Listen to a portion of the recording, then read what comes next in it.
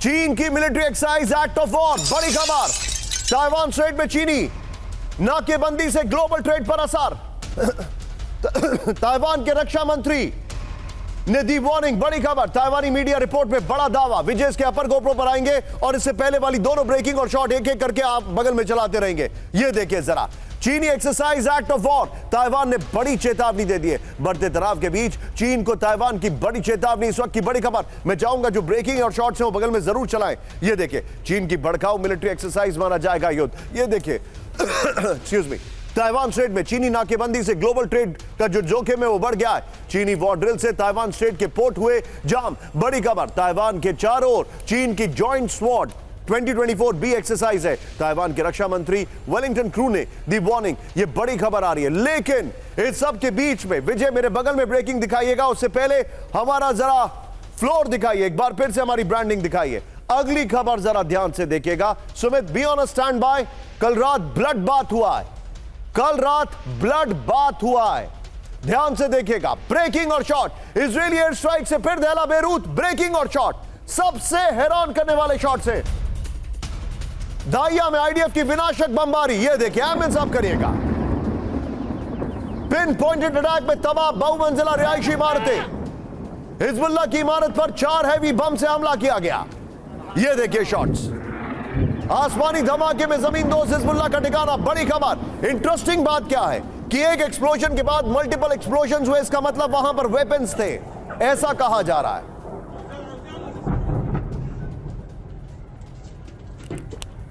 और अगर वहां पर लोग नहीं थे, क्योंकि उस बिल्डिंग को खाली करा लिया गया, तो इसका मतलब यह वहां पे हिजबुल्लाह के लड़ाके भी नहीं थे जो अपने वेपन्स को भी ले जा पाए।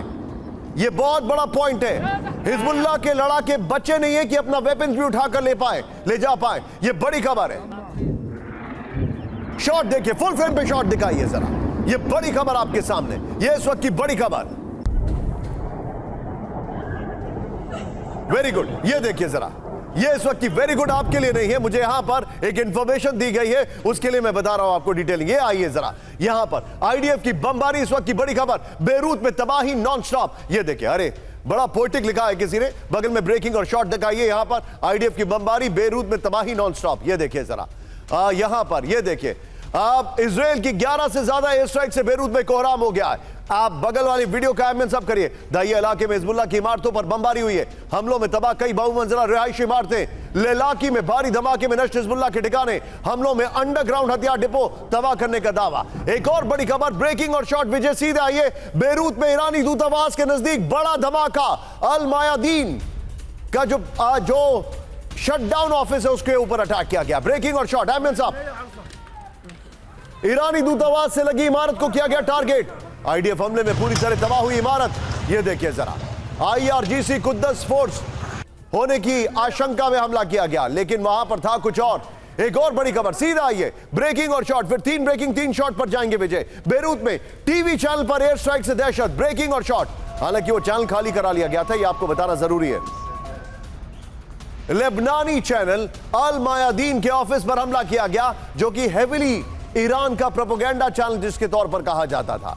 हमले में तबाह हुई टीवी चैनल की इमारत। हमले के लिए इजराइल जिम्मेदार है, अल मायादीन ने कहा। बमबारी से पहले इमारत को खाली करने का दावा। तीनों ब्रेकिंग, तीनों शॉट। और हैरानी वाली बात यह है, अल मायादीन टीवी चैनल पर हमला होता है, उसकी वेबसाइट पर इस हमले की खबर से पहले दुनिया भर की वेबसाइट्स पे खबर पे आ जाती है और उसकी वेबसाइट पे बाद में आती है। यह इस वक्त की बड़ी खबर।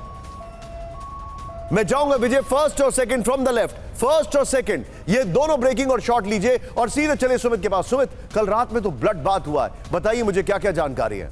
निशान देखिए, करीबन दाहिया का जो पूरा 2 किलोमीटर का रेडियस एरिया है, उसमें करीबन इजराइल ने 1500 से 1800 ऐसी हाई राइज बिल्डिंग को या फिर लोकेशंस को आइडेंटिफाई किया है, जिसको उसने साफ तौर पर कहा है कि अभी भी हिजबुल्लाह के जो लड़ाके हैं या फिर जो उनके जो आप कह सकते हैं OGWs हैं, ओवरग्राउंड वर्कर्स, वो उस इलाकों के अंदर बैठकर वहां पर वेपन्स को रखे हुए हैं और इसी वजह से इजराइल लगातार इन इलाकों को टारगेट कर रहा है। दूसरी तरफ आप ये भी देखिए कि इजराइल ने कल से एक बड़े ऑपरेशन की शुरुआत की है तायरे इलाके के अंदर, यानी साउथ लेबनान के ठीक पास का सबसे बड़ा शहर कहा जाता है उसको, और वहां से लोगों को निकलने के लिए कहा, क्योंकि वो हाइफा के बेहद करीब है कोस्टल लाइन के। तो निश्चित तौर पर अभी जो 2 ऑपरेशन या आप देखें कि स्ट्रैटेजीज इजराइल की नजर आ रही है, वो दिख रही है कि तायरे के इलाके में बड़ी स्ट्राइक्स करना और धाइया के इलाकों में इन करीबन 1500 से 1800 लोकेशंस को न्यूट्रलाइज करना या पूरी तरीके से जमींदोज कर देना, यह है इजराइल के अभी पूरे आप कह सकते हैं कि हिट लिस्ट में।